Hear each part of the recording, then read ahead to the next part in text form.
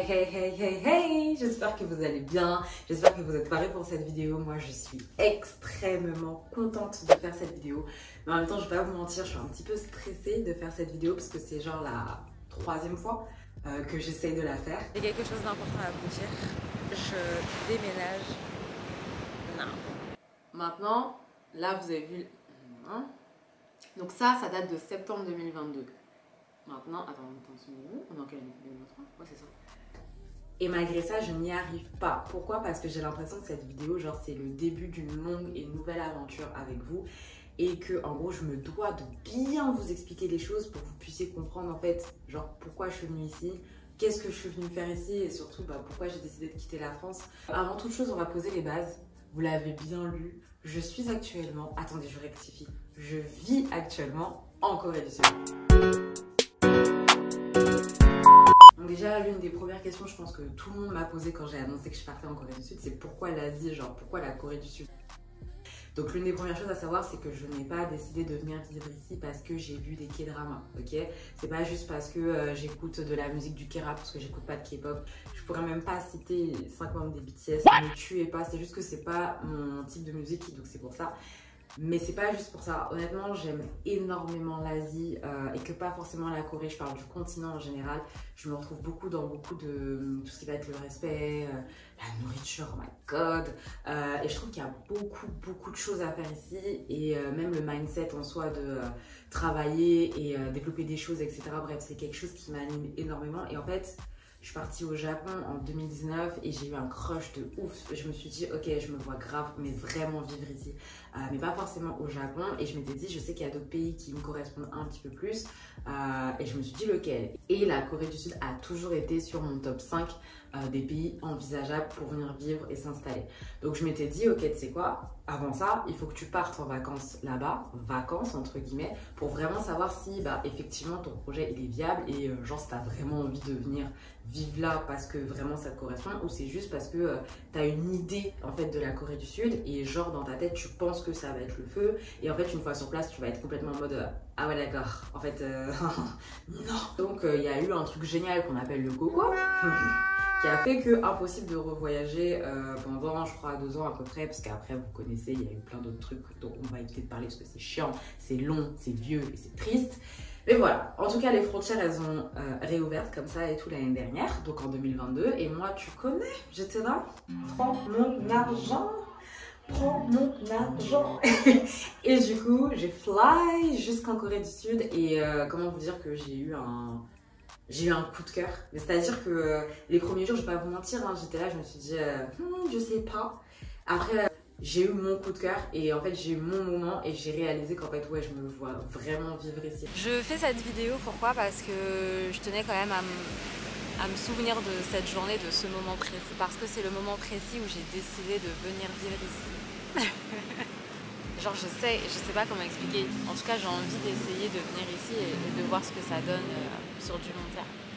Voilà, je tourne cette vidéo, nous sommes le 7.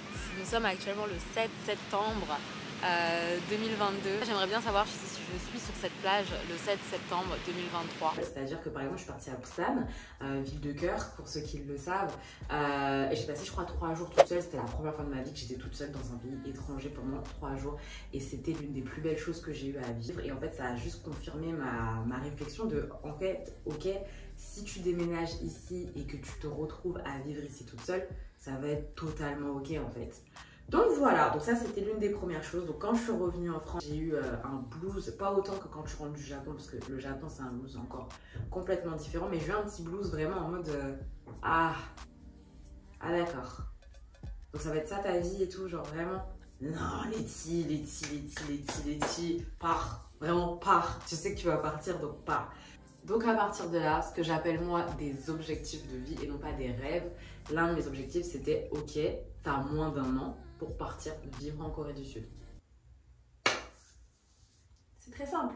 Donc c'était mon objectif. Donc c'est-à-dire que je m'étais fixé que avant septembre de l'année prochaine, donc septembre 2023, je voulais venir m'installer en Corée du Sud. Très clairement, comment tu fais pour venir vivre en Corée du Sud? Qu'est-ce que c'est de venir vivre en Corée du Sud? Parce que passer 2 semaines en mode vacances, c'est bien. Passer vraiment ta vie là-bas, c'est complètement différent. Donc là, je suis rentrée dans une autre phase, la phase de réflexion. Première question, qu'est-ce que tu es capable d'apporter en plus?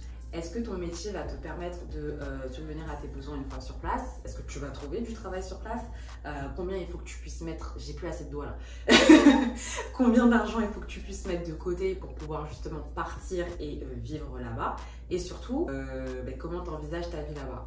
Donc clairement, tu prends ton temps, tu te poses, hein, ça sert à rien de faire les semblants, tu te poses et tu réfléchis. Tu notes, tu fais des recherches, tu vois, tu fais tes calculs, tu fais ton budget, tu fais bref. Donc ça, c'est ce que j'ai fait. À partir du moment où j'ai eu cet objectif et que je me suis dit que c'était possible de le faire, sachez que de octobre, mi-octobre jusqu'à juin, je pense 2023, mon seul objectif, ça a été d'atteindre, entre guillemets, mes différents points pour pouvoir venir vivre ici.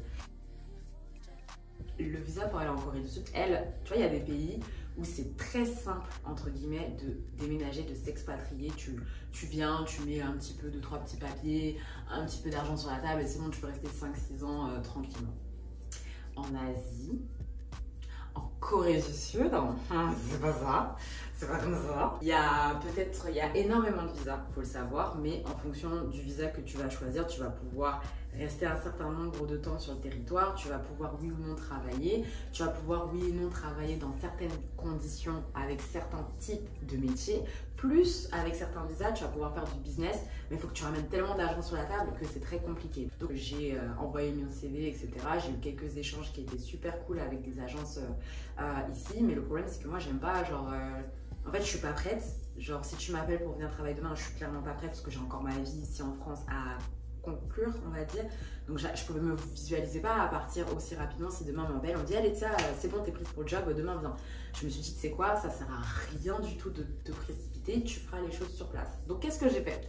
Je me suis dit, ok, il y a tel visa, quel est le visa qui va être le plus intéressant pour moi? Clairement, c'était le PVT, le H1 visa, tout ça te permet de travailler et de voyager entre guillemets sur le territoire pour ensuite, après si tu veux rester ou trouver une opportunité de travail sur place pour rester plus longtemps, du coup ça c'est quelque chose que tu peux faire. Donc moi c'est ce que j'ai décidé de faire. Pourquoi? Parce que entre j'ai envie de venir vivre ici et j'ai envie de voir comment ça se passe une fois sur place aussi, c'est complètement différent.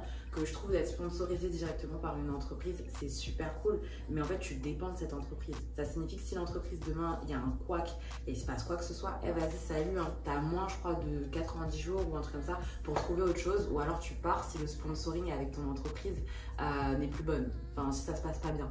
Donc tu vois, je me suis dit j'aime pas ce truc de si tu vas dans une entreprise que tu ne connais que de par tes échanges avec eux sur internet, par visio, et après t'arrives et genre ça se passe pas bien, et là t'es en dépression parce que tu profites pas du pays, mais en même temps tu kiffes le pays, mais du coup tu peux pas partir, enfin bref. Vous voyez un petit peu, je me suis dit no, free spirit.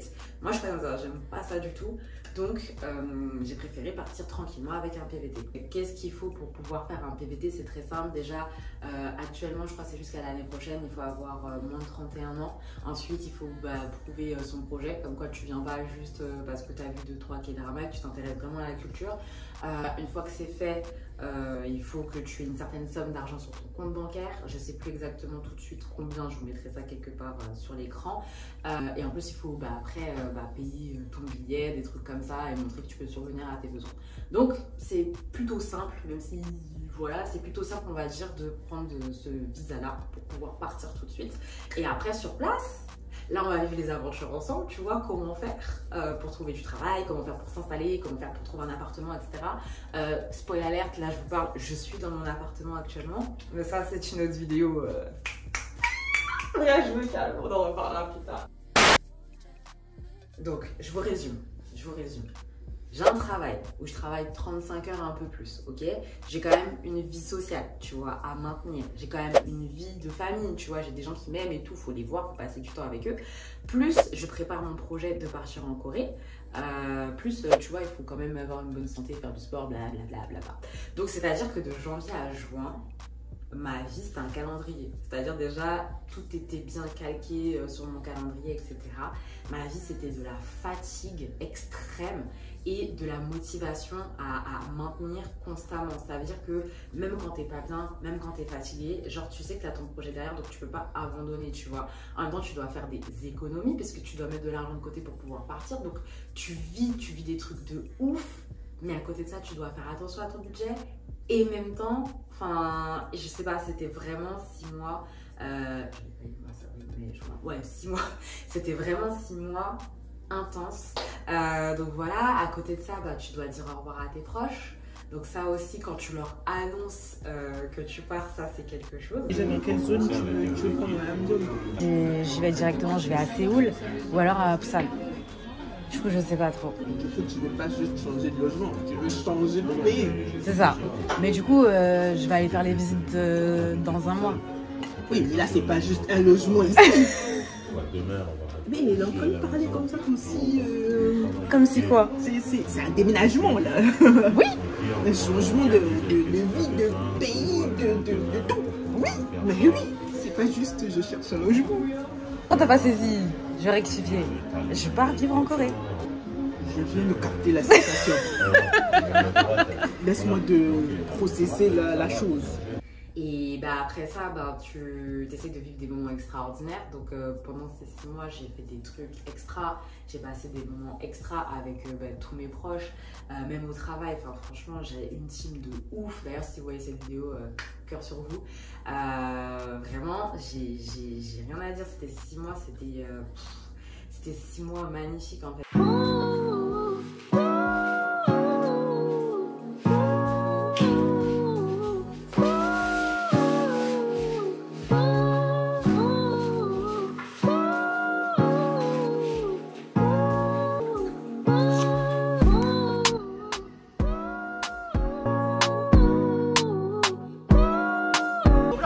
Je vais enfin voir Dieu.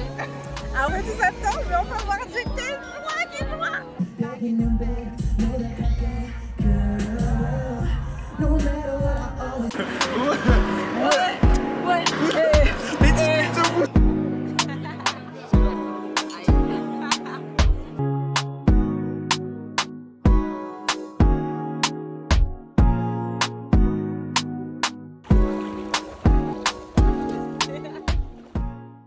Déjà, j'ai dû quitter mon appartement, mais j'ai dû déménager. Et le déménagement, c'était pas facile, hein, parce que moi, j'étais dans mon appart depuis plus de 3 ans, 4 ans, un truc comme ça. Tu vois, genre, t'accumules des choses, donc c'est pas juste tu les donnes, non. Il faut vendre tes affaires, il faut nettoyer l'appartement, s'il y a des petits travaux à faire, il faut les refaire également, il faut déménager, faire le tri entre ce que tu donnes, ce que tu gardes pour si tu vis définitivement en Corée du Sud, qu'est-ce que tu vas ramener avec toi. Il faut stocker tout ça. Merci papa et maman, je vous aime fort. Désolée d'avoir squatté votre chambre parce que j'ai tout laissé là-bas. En fait, il y a des trucs que je sais que bah, potentiellement je vais les ramener ici plus tard. Donc je les ai laissés là-bas. Mais je vous jure que c'est un petit stress. En plus, la France, je t'aime. Mais la vérité, t'es éclaté au sol quand il s'agit d'administration. C'est-à-dire que tu dois couper tes abonnements, tu dois couper tes électricités.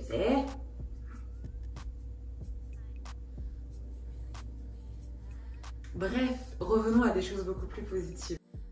À côté de ça, c'est comme tes proches. Moi, j'ai eu des proches qui ont eu des choses extraordinaires dans leur vie.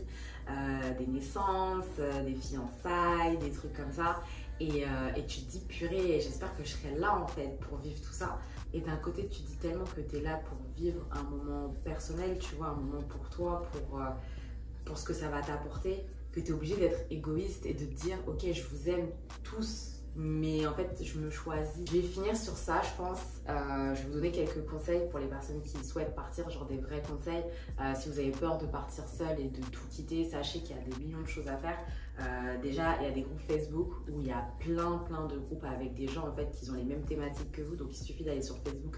Même si Facebook c'est obsolète et qu'on ne doit plus trop l'utiliser, sachez qu'il y a des groupes avec des gens qui sont en PVT, qui sont sous d'autres contrats, des gens qui sont expatriés et qui sont seuls et qui cherchent à rencontrer d'autres gens.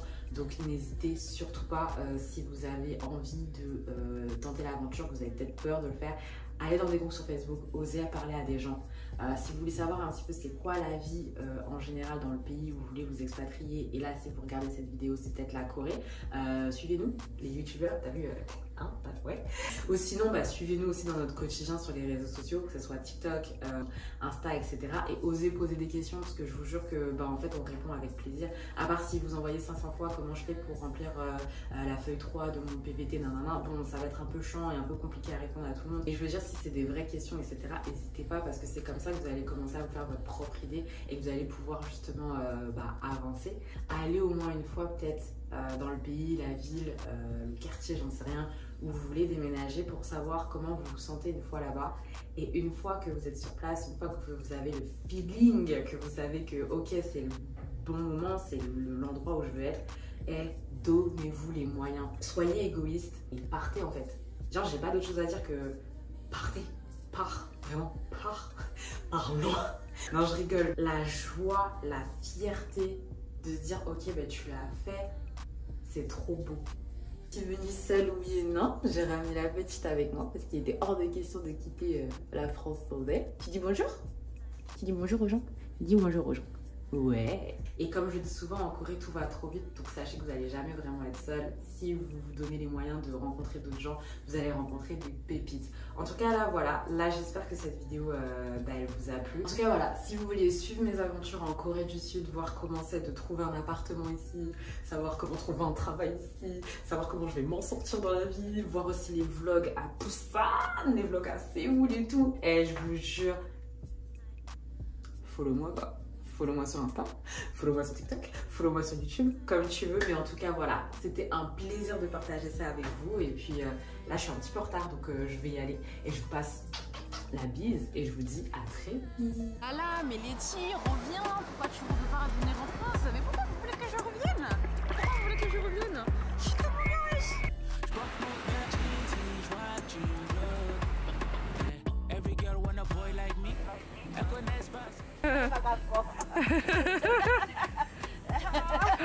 감사합니다. If I'm ready, but look at this look, huh? Oh là là là là.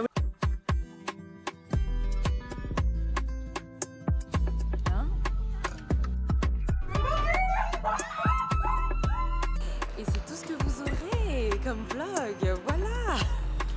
ST. J'ai pas les mots. Si on était vraiment pas prêts à ce qui s'est passé et je crois que vous êtes pas prêts. Ouais. Genre en vrai de vrai, on va vous raconter. C'est quoi? On rentre et je vous raconte.